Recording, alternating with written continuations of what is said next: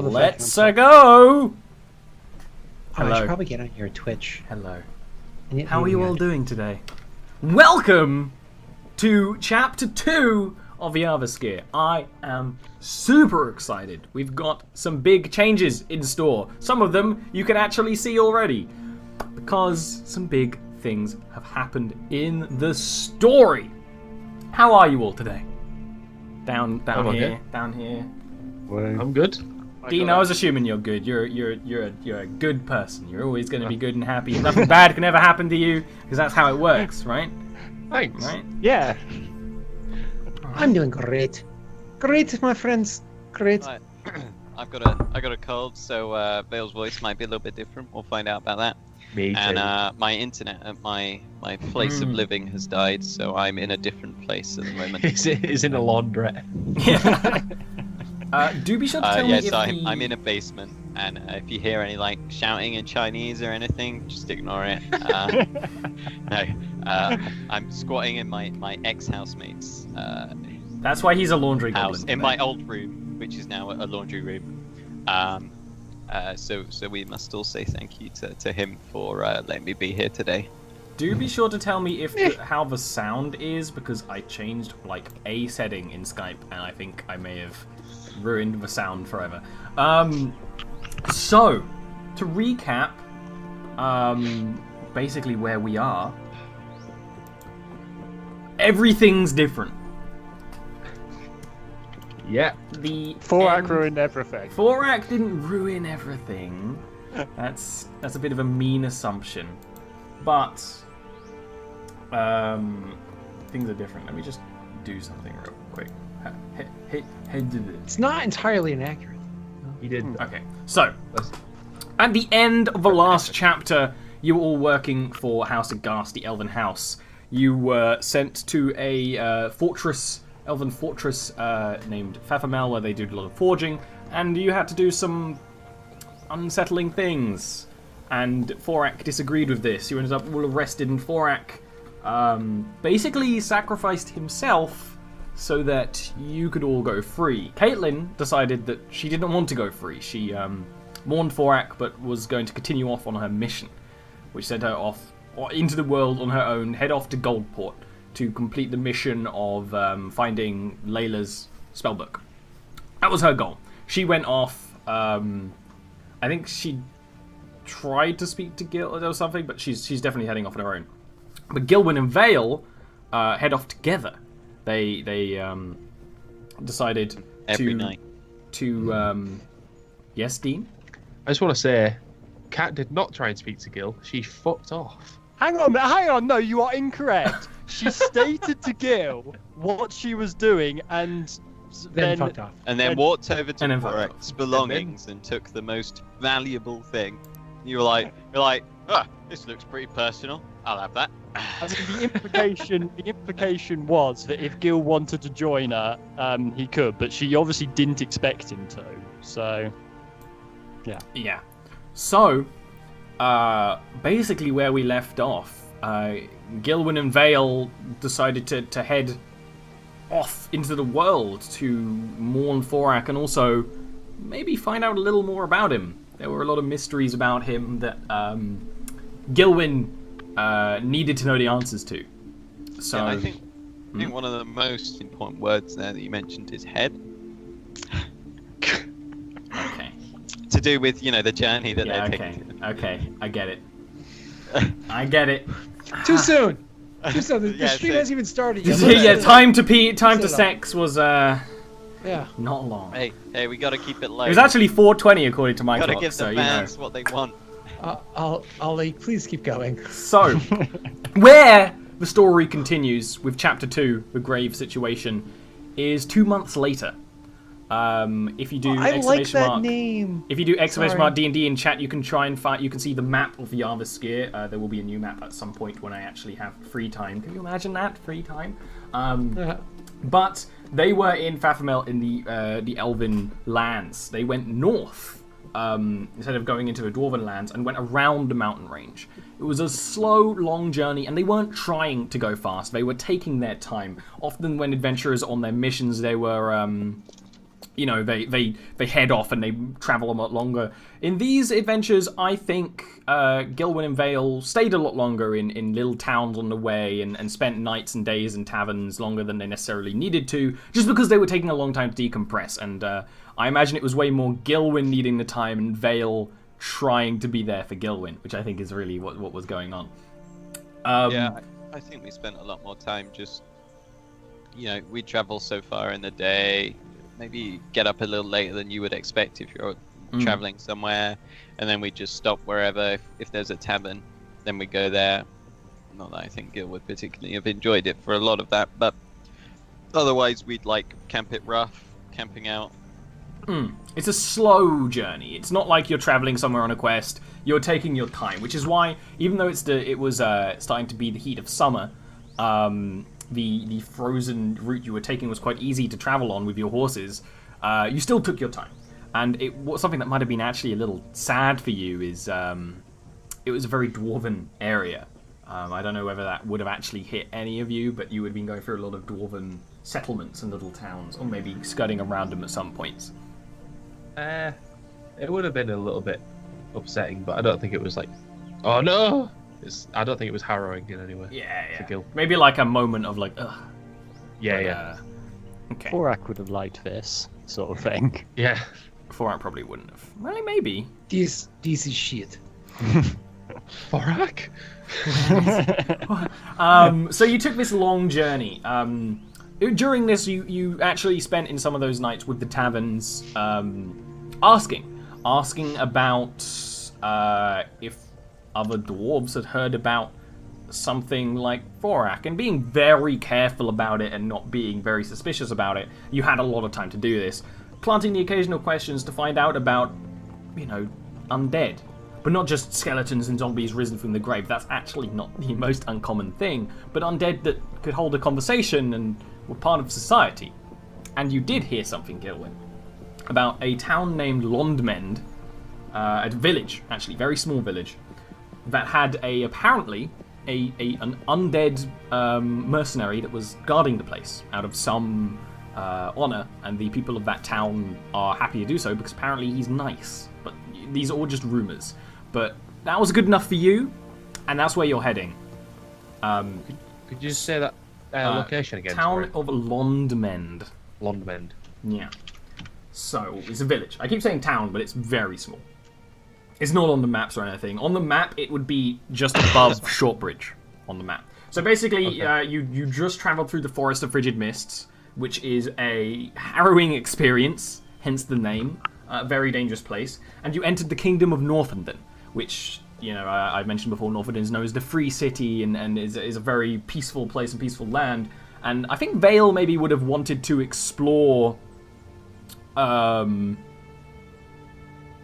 maybe would have been like, oh, let's go see Northenden out. We're like a day's ride. Why don't we just go there for a bit? And Gilwyn's like, no, we've got a purpose. And I don't think Vale would have tried very hard. He would just been like, oh, that would be fun for like a day, right? We can go visit the city. And he'd be like, no, you'd keep on going. So you keep on traveling. Never bring me to see the nice things. You keep on traveling. And this is the heat of summer. I actually can't remember exactly the month, but we could look it up. This is the heat of summer, and it's brilliant. It's actually lovely traveling. It would be uncomfortably hot, but Northenden is such a cold region. It kind of ends up as a sort of actual nice sort of middling temperature for you guys. You're traveling on your horses. You two have changed a little bit. I'm not going to make you do entire descriptions again, but Gilwyn has a bit of a beard growing, a bit of a traveler's beard. Both of your hair is growing out a bit more, and you're wearing traveler's garb. You're no longer wearing, you know, things that would blend in a city. You're traveling through the world. So it's while you're traveling, and it's just a bit after you'd had this conversation, and you keep on traveling away from Northenden towards Shortbridge and Londmend. You're basically taking the words toward a town named Shortbridge, but Londmend is a little further up in the mountains. That you come across a strange sight. It'd be a little bit after you get going. It's sometime in the late to early morning, and you're traveling. And feel free if you want to have just like a little bit of conversation amongst yourselves about your plans and stuff. Because I mean, you've got a lot to discuss. This doesn't have to be all have been right now. If you got anything you want to talk about in character, feel free.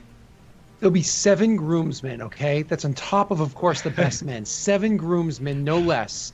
I'm telling you, the reception is going to be amazing. Look, Vale, we'll go to Northenden on the way back. Okay? Oh, fine, but we must go. It would do you some good to see the city. I tell you, the things I have heard about it. Besides, old Galleon here, and he like affectionately pats his horse, could do with a decent rest and some nice hay. Yeah, he's a bit... He definitely needs a rest, the fat bastard. Come on, let's keep going. Gilwyn, what's your horse named? Ampersand. Oh yeah, I remember now. So, it's when you're traveling on that route, and again, you're not traveling with great speed or haste. You've got a bit of a slow...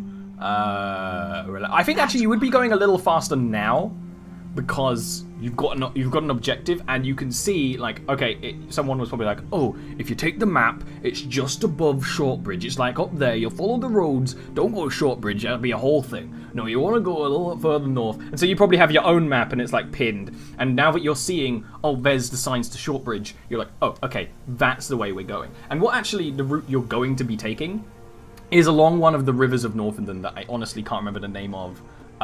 Because the river runs through Shortbridge and out to the sea. So you're going along that route, but you're not actually at the river yet. It's during that time, probably while you're planning your route, and Vale is sort of keeping more watch. I think while Gilwyn's been a bit more relaxed, Vale has been a little more careful. You've had a very relaxed journey. You haven't had any trouble with any kind of things, aside from maybe 1 or 2 of, someone causing a little bit of trouble at a bar, but Vale has no issue not killing, but like putting in their pace, right? I imagine that might have happened in the occasional nights, but you've had a very peaceful journey, no monsters, no nothing. Yeah, I mean, for the most part, Dwarven lands are pretty safe. But you're not even in the Dwarven lands, but it's kind of the Dwarven lands. Was near Dwarven It's outposts. like, depending on who you ask, they would say that's the Dwarven lands. You know, they claim it as their territory. Even going through the Forest of Frigid Mist, which is something I would love to explore and stream another time. But Neil and Arvine have been through it a few times. Yes. It is a horrifying place. Wasn't that hard. But you're traveling on this route, and it's a nice road. Northenden maintains its roads fairly well. You know of it as a kingdom, and it's meant to be quite nice. But it's a fairly nice road you're following, and you're following the waystones and things. Well, you come across a strange sight. Scott, would you like to describe what it is they see as they're coming up the road? Yeah, I guess. So what you guys happen to notice is there is a something moving along the road as you guys travel. It's a dirt road, right? It's like a bit beyond the dirt road. It's probably a cobblestone road that hasn't been very well maintained. Yeah, gotcha. Over the course of like a long ass period of time, gotcha.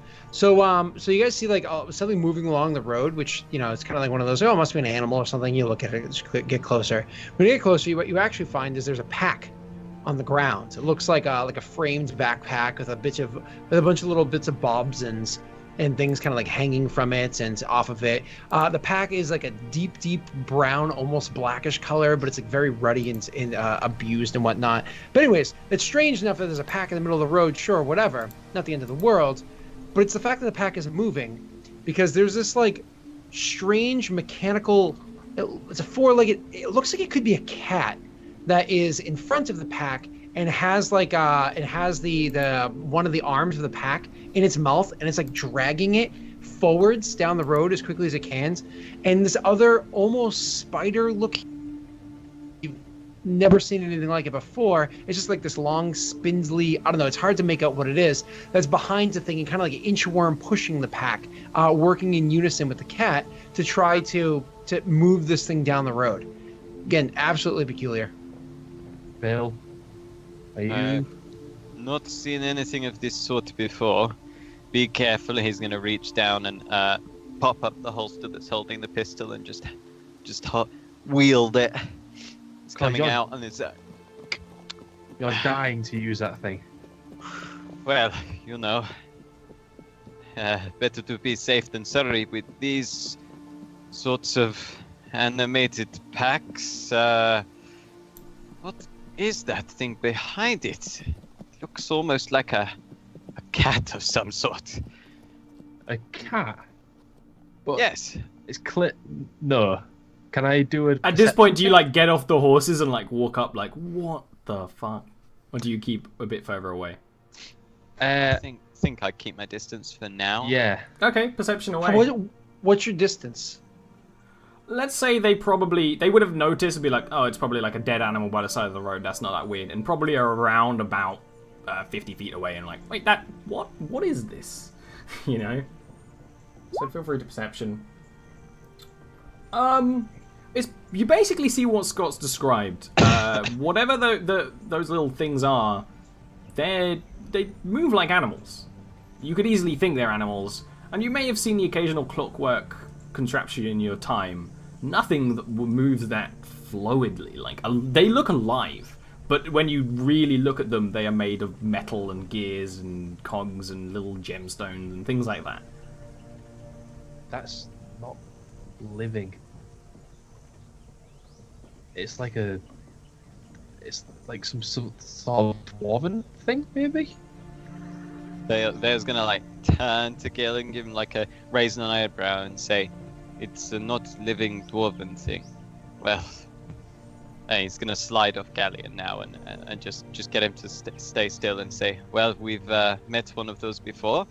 He's gonna holster his pistol and draw his short sword and start taking a couple of steps, start walking towards it, with the aim of like poking the little like spidery, spindly, pushy thing behind it. Yeah. With his sword.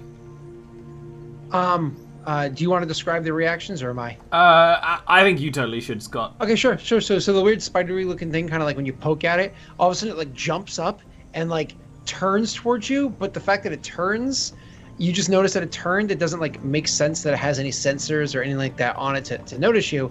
And it seemed like surprised by the fact that you're there. At the same time, the strange four-legged looking one kind of like stops what it's doing and kind of turns towards you, and you can actually see like bits of its metals come up like on its edge, and it kind of gets down in like a prowl position, and you can hear the sound of almost like a piece of something pulled taut, maybe a string from a violin or something being rubbed against something on the other. So it's kind of like It's not a nice noise coming from that one, and this other one's just kind of like moving around in a strange way, but is moving around seemingly excitedly, and then as it's doing so, it actually starts like kind of like thrusting up at you, like you imagine a snake like lunging, but not to attack you. It's like it's getting your attention. I don't know if you'd react to that. Yeah, so Vale would be like, "What?" And hop straight back, and the dagger would come out as well now, and he'd like shout over his shoulder, "Don't come any closer, Gil. We don't know what they are, and they seem aggressive." The thing would pop up onto the pack and like start like reaching around again. It's like weird spindliness. Reach around and start like gesturing towards something on the other side, which on closer inspection you would see would be like the latch for the pack. I was gonna like edge a little bit closer, and then he's gonna off goes the thing on top, the little like wormy mechanical thing. Off he goes to the side with the tip of the sword, and then I'll just cut the latch if I can. No, that's absolutely fine. You don't have to roll anything for that. That is fairly easy once you get over the weirdness of the situation. And you cut the latch, and the bag opens, and it looks... At first it looks empty. Like, it's kind of like deflates a little bit. Bill. I think all the contraptions sort of would stand around it, like, waitingly. Like, in front of it. What are you doing? I'm not sure. I was going to take like a step back again towards Gil. I'm not sure entirely what is going on. Perhaps it is best we leave it. Yeah, come on. Can I just do a real quick investigation, perception, or whatever? Perception, yeah. Unless you want to get really close and like handsy, is perception. Damn it. You're crazy. It doesn't make much sense. It looks like an empty bag, right? Or maybe like, you know, when you've had a lot of things in a bag and then you don't have anything in it now and it kind of always just sags. like bits a bit full. It's exactly like that. It's quite an old thing, but it looks like sometimes it looks like there's something in there, and sometimes it doesn't. It almost looks like something's trying to get out, but it can't. Not quite. And you're like, did I see like a finger? You're not sure, but that doesn't make sense. Check. Yeah, yeah. You know what it is. You smell the magic coming off this. This and the contraptions. In fact, the contraptions aren't actually that magical. They look like they would be way more magical than they are, but they're not. There's a little bit of magic that sort of keeps things together. But the bag is just brimming with magic in a very slapdash way. You've heard of bags of holding before. You've heard of like sails, but you know of the concept of it's bigger on the inside. You've never heard of one be like traveling on its own with a bunch of little contraptions, although the concept of these contraptions is not that strange. But you've heard of a bag of holding, and you can pretty much connect those dots. Vale, I think you think something's in there. Yeah. Vale, I think that's a magical bag. I think it's called a bag of holding or something. Pretty sure someone's in that. Is it worth much? Yeah, it's magical. Yes, is the answer. Yes, it's worth much. Vale's gonna size up. So he flicked off the other contraption with the sword, so that's somewhere off, presumably making its way back. It probably is like walked back up and isn't very amused by now. And the other cat one's still watching, right next to it. Mm-hmm. He's gonna sheath his short sword. He's gonna approach the bag, hands up. He's gonna get just to about arm's length from the bag, and then he's gonna boot the cat-like contraption away and peer in the bag, and peer in and be like, "Hello." You peer in, and so how do you do that? Actually, like that? I mean, I'm hoping not to get grabbed if we think we've seen a finger. So it probably be a bit more like a. Because if you're leaving it on the ground and you sort of open it up, a person slumps out. Oh well. What? Fail. And the person is small and motionless for a few Can I make a moments. perception roll on the person? Absolutely. It is a rock gnome, quite an elderly rock gnome. You know, dark skin, light hair. Scott, why don't you describe the rest of this one as he starts to come to, gasping for air? I think Gil would quickly say, "Oh God, it's another stony, small, dead thing." So, standing at, if he was standing only 4 feet tall and under 50 pounds, is this ruddy-fleshed creature. I mean, it's a gnome. It's very obviously a gnome before you, a rock gnome at that. And he's not young by any means. I mean, he's certainly up there in years with his stark white gray hair and his stark white gray beard. It's mutton chops that come down to a beard that he has there. He's lying there on the ground, motionless, as Ollie just said, for a few moments. But all of a sudden, he's kind of like and starts like gasping for air and like that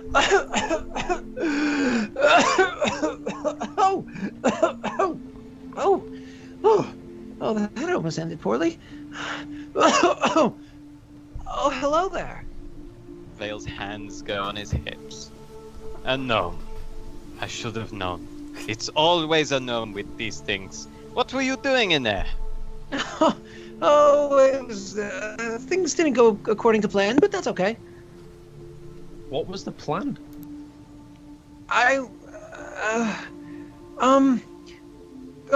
Now's as good a time as any, and he kind of like sits himself up and like plops on the ground. It's just kind of like somewhat Indian style, and he's like, well, I was doing an experiment, and I lost track of time searching for something in the pack, and There was an explosion. I got knocked into the pack, and the lid just kind of closed over. You haven't seen a wagon around here, have you? Don't gloss over an explosion.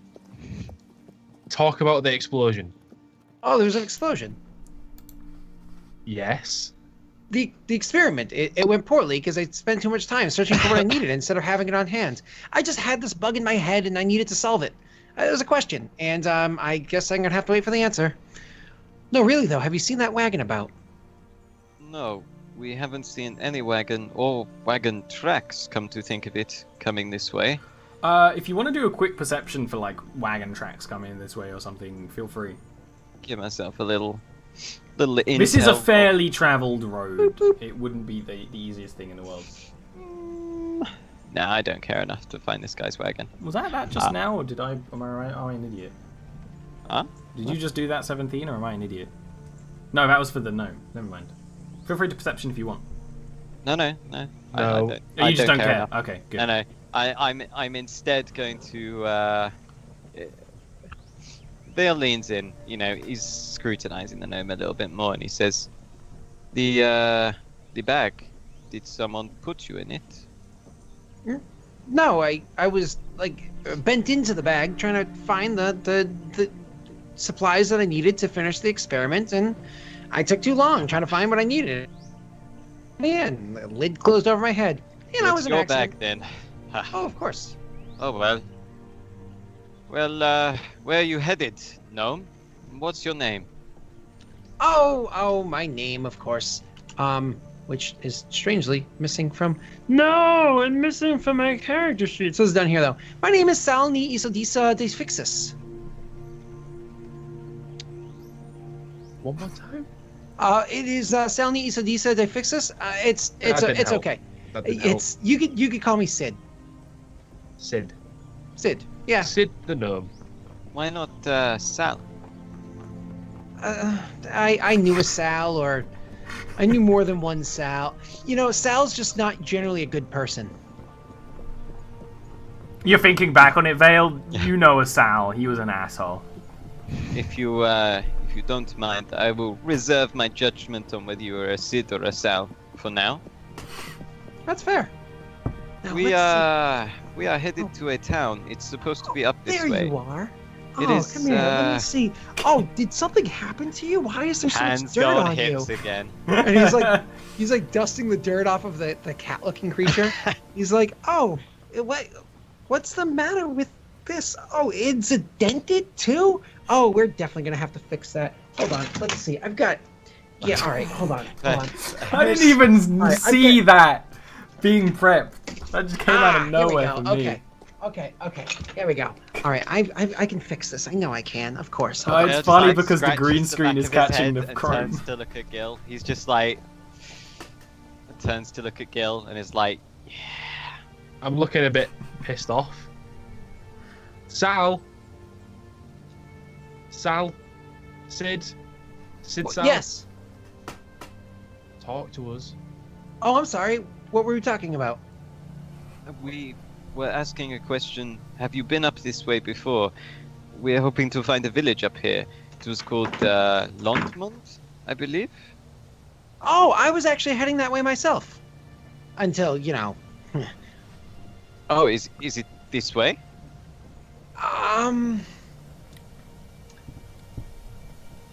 One moment. And he starts like reaching in his bag.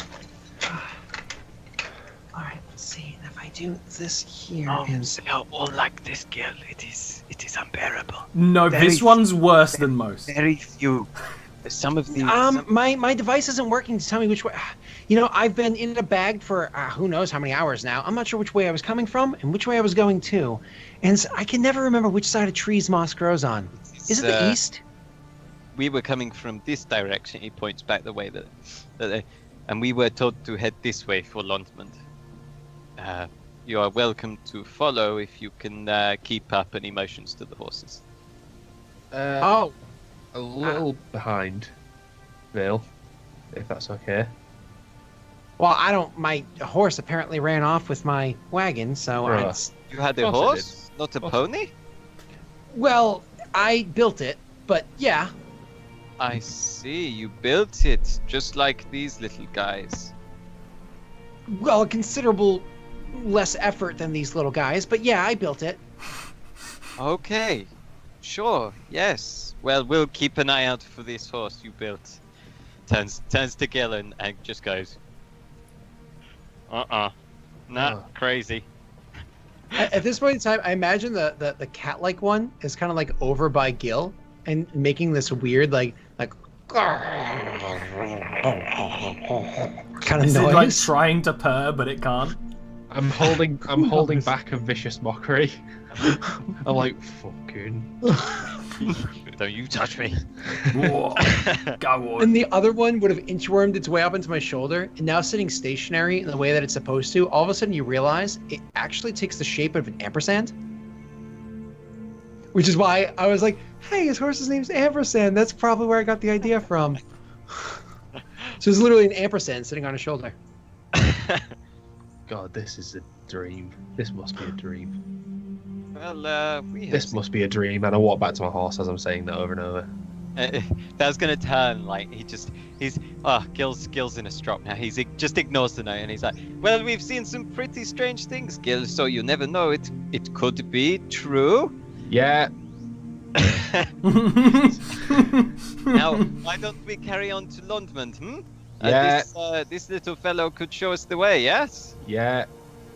Come on. Sure can make this tell me which direction is north. I don't know. All right. They're like this way then. mounts his horse, and he's like, he glares at Sid like, got him into one of his moods. Yeah. Completely oblivious to it, looking around and picking up a couple of tools that probably burst out of the bag when he was climbing out of it, and putting them back into the bag and whatnot. And they put the backpack on and looking around, and then looking at his boots, and then being like, and then sitting down and pulling his boots off. And it's like kind of like playing with one of the flaps of the boots is like kind of like come loose, and so the boot itself is not holding together quite the same. And just kind of sitting there and trying to fix the boot and working on it for a little while. Oi, silly bollocks. Come on. He completely ignores. Bill. He's just concentrating on what he's doing. Bale trots up on Galleon and he leans down and he offers a hand and says, come, I will give you a lift. We can get your shoes fixed in Londmund. Oh! When did you get there? About 10 seconds ago. I offered you a lift. Your shoe is broken. You are a quiet one, aren't you? I do try to be sometimes, actually. That is very kind of you to say. Flattery. Sid. Instantly to the heart. Now, come on. We don't have all day. Let's get out there. I would like a nice warm meal before bed this night. Well, if we're just gonna be sitting on a horse then, and he pulls up this like strange tube and puts this like weird paste thing on the shoe, and just kind of like squeezes it together for a few moments, puts the tube away, and then hops onto the horse, the shoe seeming to hold together. We will only be going slowly, so there's no need to hold on too tight. Just don't let your bag fall over. I don't want to have to wait to pick up all those tools again, or for any more explosions. Oh, no experiments going on right now. I'm sure they all got destroyed in the explosion. Hold on. And he kind of grabs the ampersand thing and has it like wrap itself around your waist. And so he's holding on to either end of this long like spindly thing, which is now like around your waist somewhat. So it's like Vale, like his hands go up and he's like,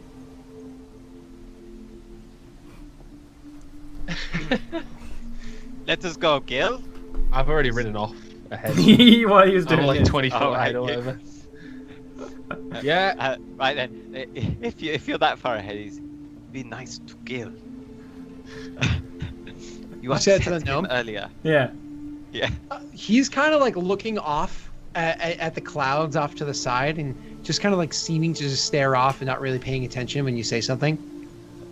Vale sighs. He's like infuriated. He spent like so many months looking after Gil, who's for a period of that was not great conversation. Some of it he was great conversation. And it was like, oh look, another sentient being. Let's set up. He is just useless at any form of social interaction. This isn't going to be fun for him. Anyway, yeah, he kicks Galleon into a trot and follows on after Gil. Okay, do you have any conversations while you're traveling? You'll be traveling for a little bit on the back of the horse. I'll also say that like Galleon has no complaints of the extra weight. This is nearly negligible to like your good old Strongo boy horse. I mean, I totally have something I would say, but only if you guys did you spark anything first. I would probably eventually sort of drag back after to like an line up hour. With, yeah, and I'd say, so you do kind of owe this gentleman for saving your life. You're wearing a bag. I don't think there's much air in a bag of holding, is there? Kind of like looking off to the side, seeming to be like lost in his own. He's like lost in his own thoughts. You can almost see it like behind his eyes, you know. It's like Don't gone. Don't worry, Gil. It's always the way with these tinkerer types. Watch this. Pops up the pistol. Have you seen a contraption like this before? That. If he reaches for it. It's like one of those like you say that and there's like a several second delay before it's like. They miniaturized it, and he like reaches up at it. No touching. Yes, have you seen one of these before? He holsters it again. Of course. Have you worked on them?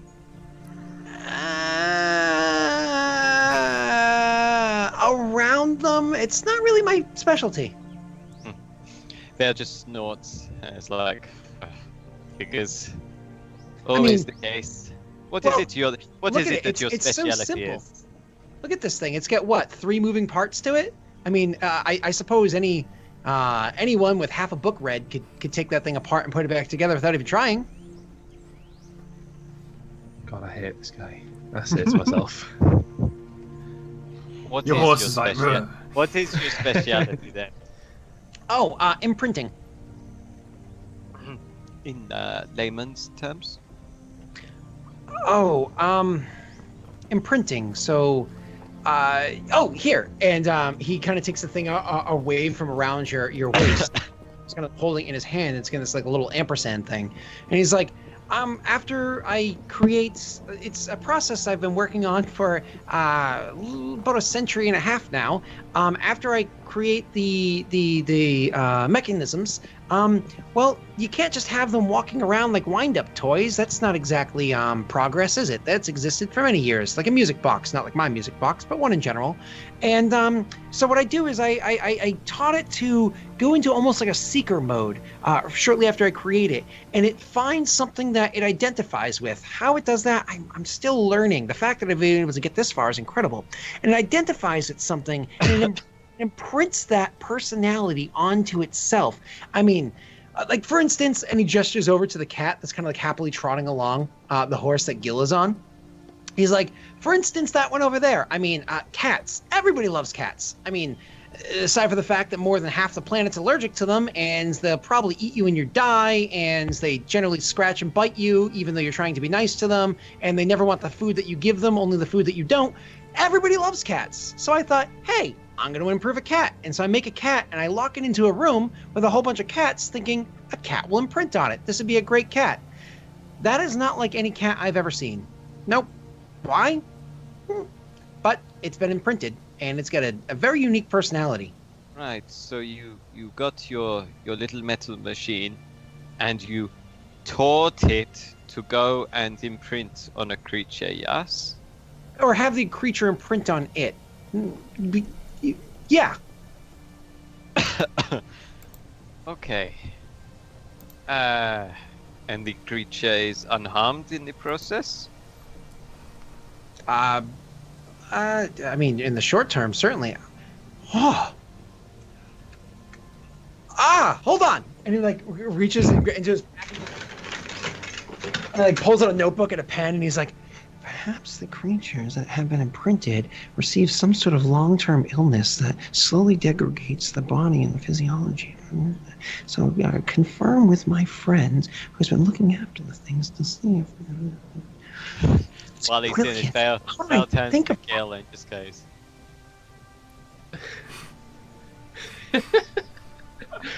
I'd probably just smile at Vale and just keep trotting along. Eventually snaps the book shut, and he's like, I never thought of the long-term ailments that might come across the creatures that have been imprinted. What if a portion of their personality is literally taken from them to make it happen over here? Almost like siphoning a bit of its soul. Yeah, That'd be pretty strange. mental, isn't it? What? You never thought of the long-tail ailments that you might get. Oh, that's shut up. Exactly. It's amazing. What? Gil is not too used to how your kind function. Particularly you rock gnomes. Your forest. Are you suggesting that all rock gnomes are the same? Oh yes. Oh yeah. you are all one side of the penny, no? That's a bit aggressive of you. That's funny. I mean, wow. I didn't think that. Whew. Well, Oh, do not take offense. I do not mind. You are funny sometimes, no? And he like pats him on the hat. Like all other rock gnomes, huh? Well, I suppose I've traveled with worse. Well, as I was saying before, this man did save your life. I think nothing of it. It just He happened. should. Just happened we were in the right place, eh? You can buy some drink at the tavern. Yeah. Oh, a drink, sure, certainly. I was going to say, I don't know if you need a drink or what kind of thanks you'd like beyond a simple thanks. I mean, you'd think that if I ever walked by somebody that was stuck inside their bag, I'd let them out as I went too. It's common courtesy. Genuine, what anybody would do. Yeah, but not when there's like demonic things around it. The bag was a little off-putting. I must admit, it's not like a normal bag where you hear someone inside going, "Hmm." There was nothing, and there was a strange cat-like creature and a strange, well, whatever that is. It's an ampersand. Yes, What? it's an ampersand. It's an ampersand. No, that's ampersand. No, that's an ampersand. No, look. If we're doing names, that's ampersand. Vale This- just like cracks up. This is an ampersand. Like it's literally an ampersand. Have you never seen? Are you illiterate? Oh But boy. I know the word ampersand, so obviously not. Okay. I speak. I wasn't questioning your capacity to hold a conversation. It's a symbol. Yeah, but Yeah. you can't have the word ampersand. This horse is ampersand. No. It's not named ampersand. It doesn't have a name. Okay, good. That's right then. Why don't you give it a name then, to avoid confusion? It's not a person. Yeah, but you You name could- your pets, don't you? It's not a pet either. I made the thing. You could name your sword. You could forge a sword and name that. So you're saying if you had a kid, you wouldn't name it because you made it? I made it. I've named my children. Oh, you've got children. Absolutely. Have children. Of course. Have you seen how old I am? Well, I am surprised. You seem quite absorbed in your work. The pursuit of children requires some time. Well, I wasn't always an old man. Are the children in the bag? In pieces. They're in their own homes. They're all grown adults. Oh, right, yeah. Oh, how many do you have? 4. 4 children. Do you see them often? Not in the past couple years. Not since I left home. But I will send letters to them from time to time, and I'm sure I'll see them sometime in the near future. Yes. And how old did you say you were? Oh, I'm somewhere between my 2nd and 3rd century. I'm not entirely sure. It's keep track of so many things, you lose track of others. I see. Well, children. I want to have children one day, but it seems increasingly unlikely for me and my kind. Do you know what I am? Are you infertile? No. Because I've actually worked on a ungent for that. Hold on. He starts digging through. Here. So it requires 3 shocks done early in the morning on the day that you intend to impregnate. So you have to take the thing, and you actually have to like really. Well, we're all men here. You have to really like tuck it underneath, and you apply a significant amount of pressure, and then it'll do the shocks for you. 3 shocks you need, and that should give you the to accomplish the task. Hell, like glances at Gil and then reaches out, pops it in his bag. You're not actually going to do that. No, it's gonna be a weapon in the future. Don't know exactly why these solar elves aren't being born as much. It's worth a shot, or should I say shock, huh? And he pokes it in the ring. That's good. That's good. I want to have kids, Gil, and if this is the only way, not that I believe our gnomish friend here is all that reliable or likely, but if I speak to someone more learned about the application of this, perhaps we could see. Yeah, but Vale, in order to have a child, you need to first converse with a female. Whoa! Yes, well, one step at a time, right? Yeah, maybe you could, We're working taser with that backwards. We're thing. working backwards. We get the other bits in place, and then we can start talking.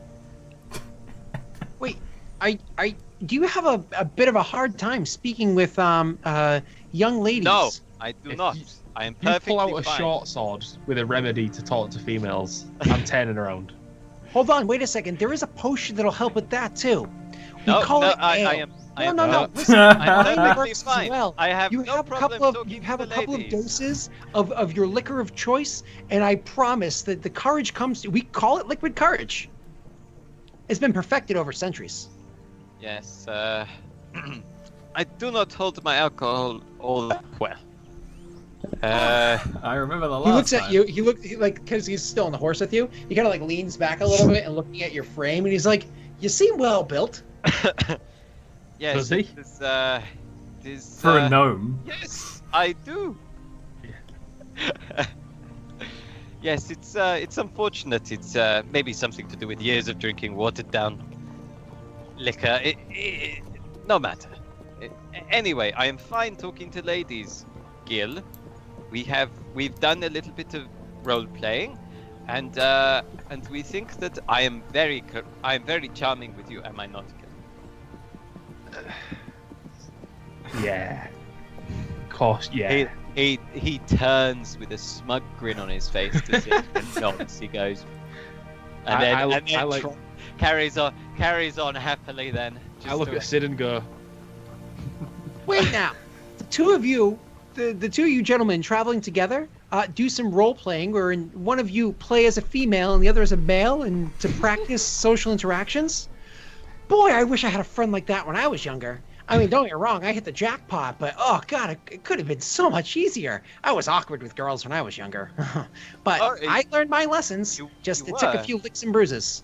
What did you do to not that I suffer from it, but I'm Asking for a interested to friend. hear how a gnome would get over it. I just found the right one. Just the stars aligned and we met, and it was I mean, like a well-greased engine. Everywhere we went, every conversation we had, it was every cog moved silently in unison. I don't know these. What? I don't know these words. Can you use different ones? Right now, you're just saying things. We have gears on a boat for turning the cannons. It is a sort of wheel with blocks, teeth, and they grind together. Does and he they- not know what a gear is?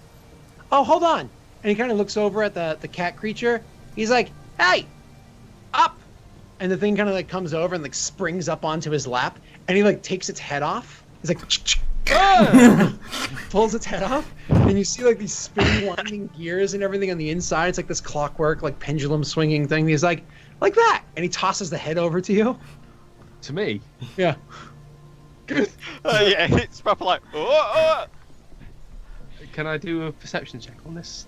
I mean, yeah, you're actually not gonna see anything. Like, you can see everything Oh, there is fair about enough, it. It is gears. It's clockwork. It's actually like blinks. It's like it's looking at you, like still alive. I really Alive. wanted Ollie to go for the Actually- next saving throw there, and you to If you fail. hold it- The head to drop, and the horse just goes stomp. Ah. Ah. Gil, it licks your hand. It's like, like lick the palm of your hand if you're holding it in a way that it Leathery can't. tongue. Like a wet lick, or... I will cast prestidigitation on it to make it like puff out some smoke and sparks. Oh no, I broke it. I've gone on broke it. Oh, let me see that thing. I can fix it really quickly. Come on. I don't want to lose the imprinting. Nope. You would effectively lose its personality forever. I look to Vale. Vale like goes, Gil, give him the head. Fine. He takes it back and he's like, oh, let me see if And I of course, he can... realizes immediately it's not broken. Hi. Oh, you're a trickster. And a magic user at that. Oh, well, that's nice to know. Do you use these illusions when you pretend to be a girl? And he like puts the thing down so it hops off. Both their eyebrows raise. Damn it. No, We hadn't thought that. that could have solved it. Ah, we are so stupid. Lockman can't be too far now. Well, I tell you what. When we get there, you keep this mention of the talking we had between us. Yes. You're talking to me.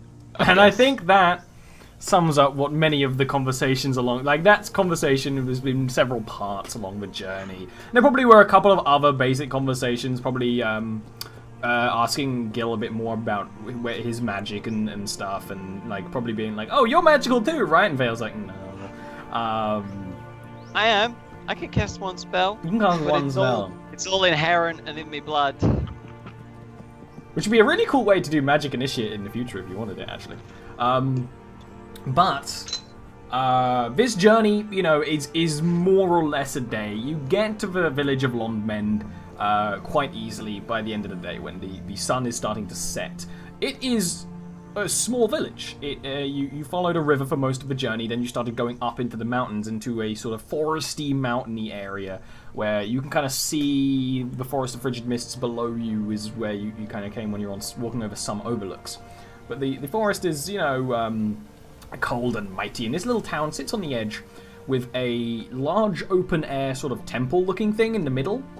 And then little huts and cottages and things. It seems quite nice and quite pleasant. And right now, people are winding down. No, actually, you'd expect it to be winding down. This kind of time, if you go into a small village, maybe one person will go up to you and be like, "Oh, what's your business?" No, there is a gathering of a lot of people in that temple thing. And looking at the population of a village of this size, I mean, Gil knows this kind of thing just off the top of his head, around about 250 or so. It looks like everyone in the village is in that temple or around it. It's not got room for everyone, but it's around it. And That's a lot of people. yeah. The easiest way to describe it is it's sort of a circle, wooden walls, and there's an entrance on either side, but they're like facing away from you. So you can just sort of see this spill out of people who are just sort of around as you enter the town, and no one really seems to pay you any mind. Well, it looks like everybody, and I mean everybody, is around that temple. Yes, I am not sure I like the look of this. Well, it is a little. Go ahead and little give me village. insight checks. A little village on its own. This is the sort of stuff you see in a cult, right? The entire village. Around What's up, Scott? We didn't do something. I know. Don't worry about it. We can do it another time. Whoops. Need it for next So, Vale definitely picks up on this. They're happy. They're the kind of thing where you're so happy that something has happened that it's just causing like sort of every emotion to blow forth. So you're look at only a fraction of the people you can see. There's a lot of like crying mothers and happy people and like just children who don't really know what's up and they probably kind of want to go to bed, but they're happy and they're excited because other people are happier and excited. It's that kind of, there's elation in the air actually, and you're the only person who notices it, whereas Gil was sort of like, what's going on? And Sally is, who knows. That doesn't even notice. That's Yeah. really what it is. It's kind of like, oh, that's a really interesting thing. I wonder how that would imprint over there. These That's people all seem to be rather happy for some reason. They're clearly hope looking at something that's going on in the temple. As I well. hope it They're is all not focused on blood sacrifice night tonight. Always get the cuts in these small villages, Don't worry. It's probably just a marriage or something. It's a small village, so everyone's probably really close. At this time, he's gonna slide off Galleon as he's talking to Gil, and then he's just gonna manhandle, sit down, grab him like a child, pop him. There's no stable here, but there's Ha! clearly What? Oh, at the thanks. entrance sort of like these posts where, but you actually see another horse is like sort of just like tied Yeah, to so it. I'm not gonna leave Galleon yet. I'm still leading him, but Okay. I'm just off. What do you mean? You've seen weird things. We've seen Oh, weird things today. Well, it's always the. Yes, that is true. It's always the little isolated villages where the evil dark magic takes place, and he starts lurking and peering, and the blood sacrifice. Are you trying to look into the temple? Yeah, and the people You can being easily. murdered. It's one of those things where as you start you're gonna have to start sort of Assassin's Creeding through the crowd. Excuse me, Oh, can I go I'm still further in? leading Galleon. Those are the things. I'm still So you seeing kind of light. get to the edge and you sort of walk around a bit. First of all, you notice that there's a couple of different little statues and statuettes and things in the temple that you can look at and go to detail at another time. That's definitely not the focus, and it is of course what's going on right now. The focus is a young woman that everyone seems incredibly excited, overjoyed about. Who is this young woman? We'll find out after the break. So, we'll be back in a couple of minutes. It's always less time than you think it is. Unless It is. sometimes it's more.